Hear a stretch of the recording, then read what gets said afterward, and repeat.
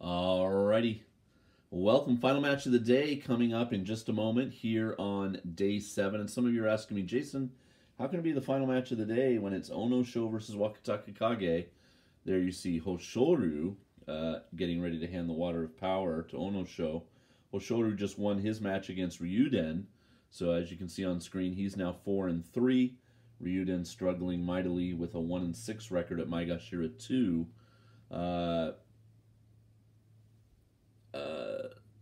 I'm sorry, Hoshoru has Mitakeumi tomorrow. I was just trying to think of that in my head. So Takakeisho has pulled out of the tournament. He got an injury on day 3, and it got aggravated yesterday, and he has decided to pull out of the tournament. Here is the match you're about to watch, which is now the de facto final match of the day. Wakatakakage Sekiwake taking on Maegashira 4, Onosho. Onosho at 4-2, not doing terrible, but Wakatakakage struggling at 1-5, the worst out of the 3 Sekiwake as far as record goes this tournament. But one of them will probably pick up quite a large stack of white envelopes that would have normally been given to the final match of the day. Well, this is the final match of the day, but would normally be given to the winner of the Takakeisho match. But will now be handed to one of them, so it's a slight bonus for whoever wins this match. And like I said in a previous video, with no Yokozuna and no Ozeki in this tournament anymore competing, the final match of the day will rotate between the 3 Sekiwake. So today it's Wakatakakage, tomorrow it will be Hoshoru in the final match of the day, and then it will be Kiribayama on day 9, and so on, and then they'll rotate to the end of day 15. Unprecedented stuff. So we know Midori Fuji is all alone on the leaderboard, followed by a fairly significant pack of guys with 1 loss. And it really is one of those basho where, you know, it could be anybody's Yusho. There are probably people that have a slightly better chance than others. That man there, Wakatakakage, does not have a chance. But who knows? It could be a historic, like, Yusho where a 10-5 record wins and it's a massive playoff or something. Who knows what wackiness could ensue. But you know, we have guys that are doing well with either a 7-0 or a 6-1 after the first week. And that is a fairly standard good record going into the second week, where they're poised to get their Kachikoshi probably in the next few days.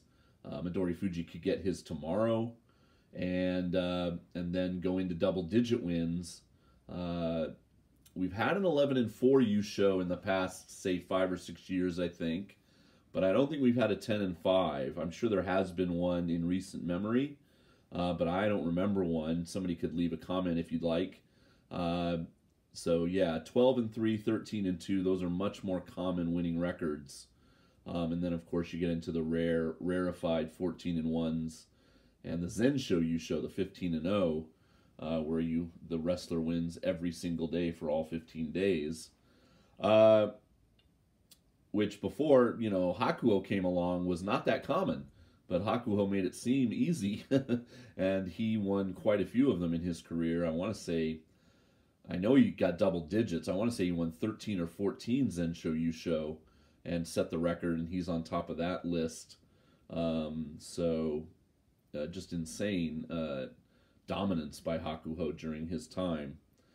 Okay, so tomorrow I will be back. Like I said, I hope to have some Juryo highlights for you. I showed that match with Terutsuyoshi today for Makushita. I'm kind of having fun looking at some of the other divisions. Who do you think? You know, leave a comment now that Takakeisho's pulled out, and looking at who's got, you know, a 6-1 record. People like Takayasu, Daisho. Who else is 6-1? Let's scan here real quick. Oh, is it that few? I thought it was like 3 or 4 guys. Oh, it's many more guys are at 5-2. So 6-1 is not a big group either. So yeah, who do you think is poised to maybe win this Yusho? It's so weird because Takakeisho, all the talk a week ago was, oh, is he going to win the Yusho again? Is he going to be promoted to Yokozuna? 2 Yusho back to back. He's got a good chance. Terunofuji's not showing up. And within the course of 6 days, it's gone from that to he's struggling to now he's going to be Kadoban in May and have to recover from whatever his injury is and get his 8 wins just to hold on to his Ozeki rank. And hopefully in May, the Yokozuna will be back. But wow, what a turn of events in just, in a week for Takakeisho. Whiplash scenario where he's gone from a Yokozuna rope run to Kadoban status. And that's very unfortunate, especially if you're a Takakeisho fan. Okay, I will be quiet and let you watch this match. Wakatakakage, of course, on the left, Onosho on the right. Let's see who wins the final match of the day. 行司は41代立行司式守伊之助です。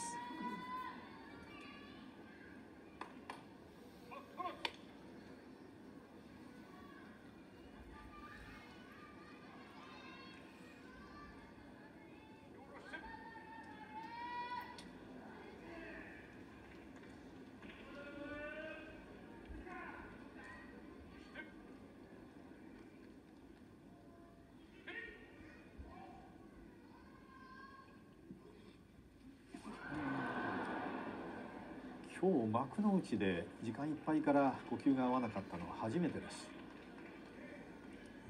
ちょっと昨日のことあるんで、小野さん考えてます。ああ、なるほど。迷ってる。昨日は思い切って突っ込んでいったら豊昇龍が目の前からいなくなりました。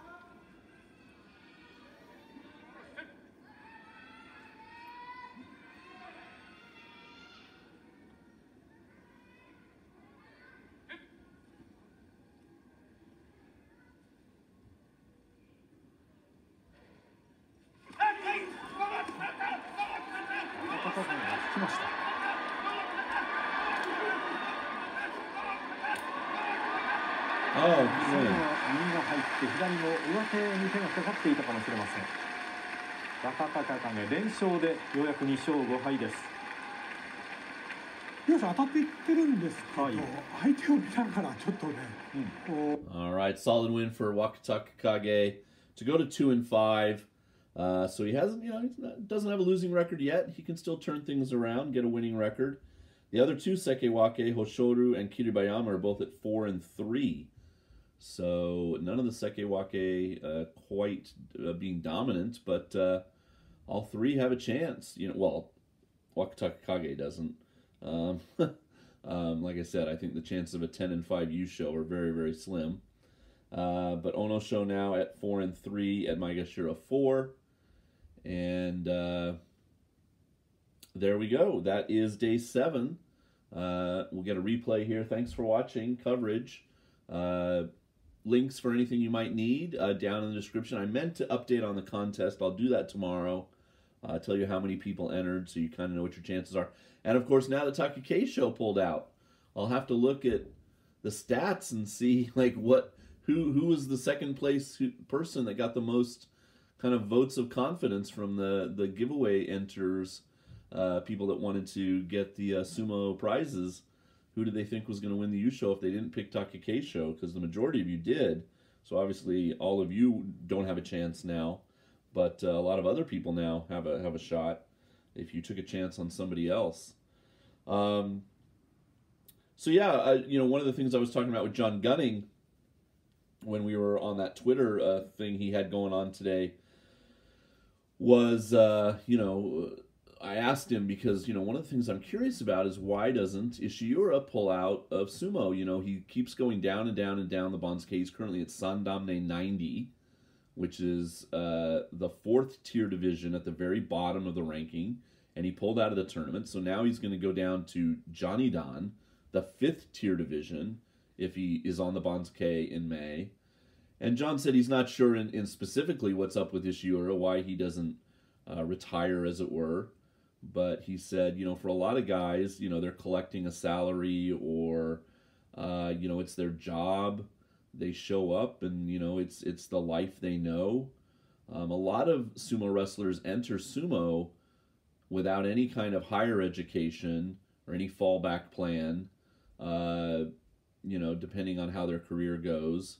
And, if you kind of bounce out of sumo in your 30s, you still got a lot of life to live. But what are you going to do for, a job? And it's interesting to think about. We were talking about Tochinoshin a little bit, and he thinks Tochinoshin has a plan for when he goes back to Georgia. He's heard things like he might have a winery that he's invested in and things like that. But some of the guys do come in from university, like Ochiai. They go into a Japanese university and are on the sumo team at a university, so they get a degree in something. But let's face it, I would think that the majority of those guys, when they go to these powerhouse sumo universities, their life at university, at college, is all about sumo. Now, I'm not saying that they can't be smart. Ochiai might be, the best guy in physics you've ever met. I have no idea. And they might excel at one subject or another. But my guess is the regimen of sumo in their lives at university, that took precedent over studying and anything else. But they do get a degree, which could help them transition into normal life after they retire from sumo. A lot of guys stick around in sumo. They become a coach, or, you have to be fairly high up the ranks and made it into Makuuchi if you want to try to become an oyakata. But, they try to stay on in sumo in some capacity.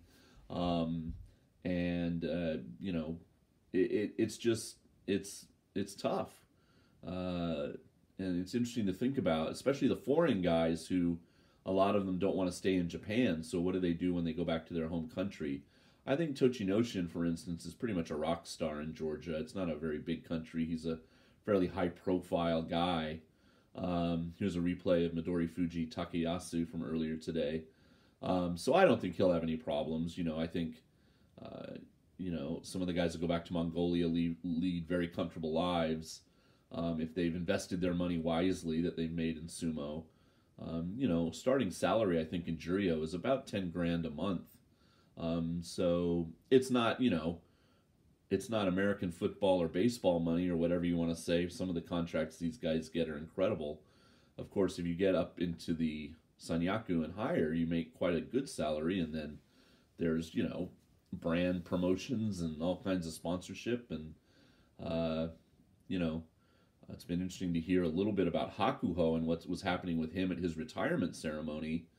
That, one of the reasons the guy from Toyota was so prominently featured in position of cutting his hair in the penultimate spot was because Hakuho actually had a problem with his accountant and needs, he needs money. And so, he's got his own brand of Range Rover or Land Cruiser or something sold in Mongolia that only Hakuho's Toyota factory can make, and he's very heavily involved in Toyota, Hakuho, and it was interesting. I was reading some stuff about it. I didn't double check the accuracy of the reporting, but you think of Hakuho as such a wealthy guy, but everybody can be swindled a bit by a bad accountant or bad bookkeeper and stuff. So, if that happened to him, I hope it didn't. I'm sure he wouldn't want to talk about it, but that could be a terrible thing. But he's gonna be an oyakata, and he'll be very successful. He's got quite a stable, Hakuho, coming up through the ranks with Hokuseiho and Ochiai. He's got another guy in a division below that's on the rise. Kawazoe, I think is how you say his name.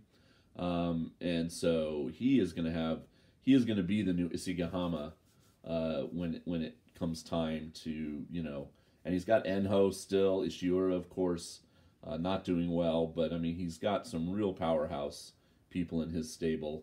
So, I think he's scouted wisely and picked some of the best prospects, And Ochiai and Hokuseiho, I think, are going to be superstars in the next few years. Okay, I think that's going to wrap it up for me. Thank you for listening and joining me here on day 7. And I will see you tomorrow on day 8. Take care, guys. Peace.